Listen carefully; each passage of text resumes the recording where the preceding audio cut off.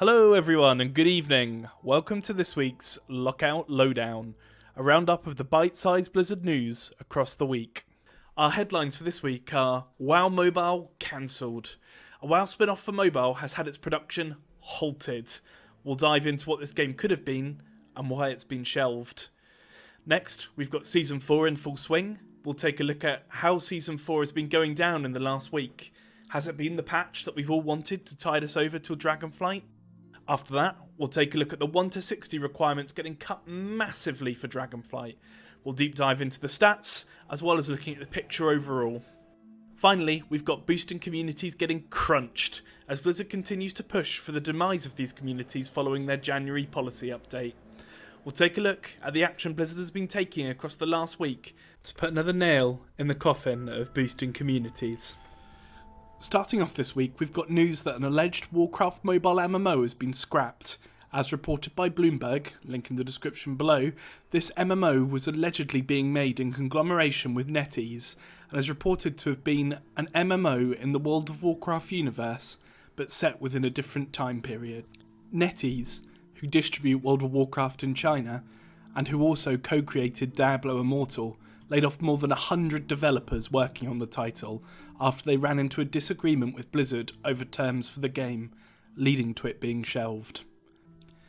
It's a shame to see another Warcraft game binned before it's got the chance to begin.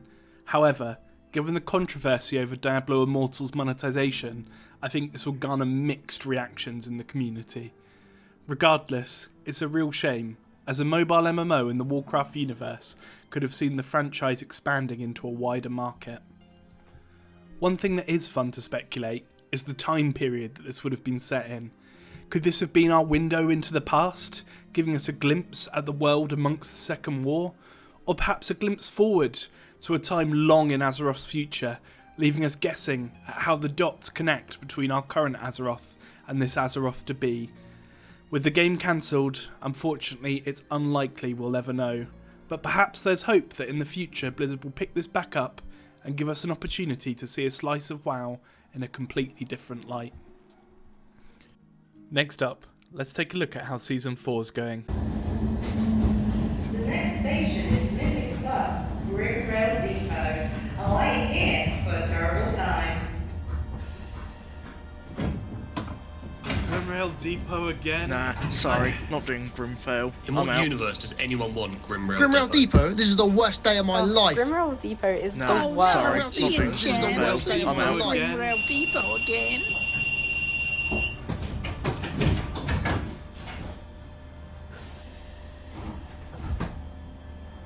Our next stop is Mythic Plus, Lower Karazhan.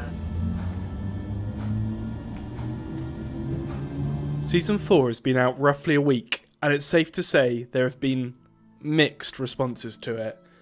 The majority are enjoying Season 4, with servers seemingly teeming with life as people get their teeth into the new Mythic Plus roster and fated raids.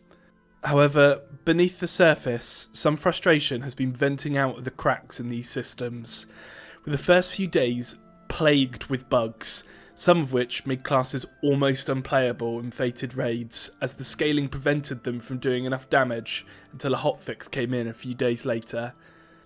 The old, but yet somehow also new, Mythic Plus dungeons have also been met with mixed reactions, with Grimrail Depot and Lower Karazhan catching the majority of the heat, for concerns over camera clipping and boss scaling respectively. There's also the continuing outcry over the Slime Cat mount, as just before go live, Blizzard made the mount achievement only obtainable if you clear fated raids in normal difficulty or above, preventing a chunk of the player base that only raids in Raid Finder from obtaining this gooey good boy. The plus, however, is that we are seeing groups akin to those of the Head of the Curve groups and Warlords of Draenor that are offering people spots to snap up the mount by joining their raid teams as less experienced players. Putting a more optimistic lens on this, it is an absolutely refreshing boost of content amongst a period that would ordinarily be a content drought. So it's safe to say, even with a few frustrations, that this season is shaping up to be a well-received piece of content, and personally, I'm really pleased to see an attempt at addressing content droughts, the philosophy of which I hope Blizzard carries forward into Dragonflight. Next, an interesting change from the Dragonflight alpha. There is going to be a massive reduction in XP from 1 to 60, working out at a 56.9% reduction in overall XP required between 1 and 60. I'll put a table up on the screen now, and as you can see, there is a huge reduction in XP required between levels 50 and 60, with some moderate deductions between 1 and 10, a slight XP increase between 10 and 32, and then a downward trend for this point to cap. This is massive, and in my opinion, a great step for making sure we don't get back into the Wrath and Kata days of levelling being a slog just because of how much there was to do. Fingers crossed, this is another change, alongside Shadowlands moving to Chromie time, that we'll see in the pre-patch, as this could be a great update for people getting ults up to 60 ahead of Dragonflight. Next up, we've got a report from MMO Champion that several WoW boosting communities have had their Discord servers deleted. The servers themselves are disappearing, with the owners of these servers getting a Discord suspension for participating in the selling, promoting, or distribution of cheats, hacks, or cracked accounts. This doesn't come as a massive surprise given Blizzard's January policy update, link in the description, cracking down on WoW boosting communities and the services offered by them. It'll be interesting to see what happens next, as it really looks like Blizzard are determined to bring an end to boosting organisations. However, given the huge amounts of money involved in the industry, I have a sneaking suspicion that this won't be the last that we hear from the owners of these boosting communities. On a similar vein, Blizzard are also looking to delete remote follow unit scripts from the game. Currently, these scripts are utilised by boosters to enable them to get a group of characters that they are boosting to follow using add-ons that force player characters to follow the booster when they type follow in the game chat. This in turn would allow people to get AFK boosted for 30 minutes at a time before the AFK timer kicks them out. So again, it's no surprise that Blizzard are pushing to get this change in for Dragonflight and Wrath Classic.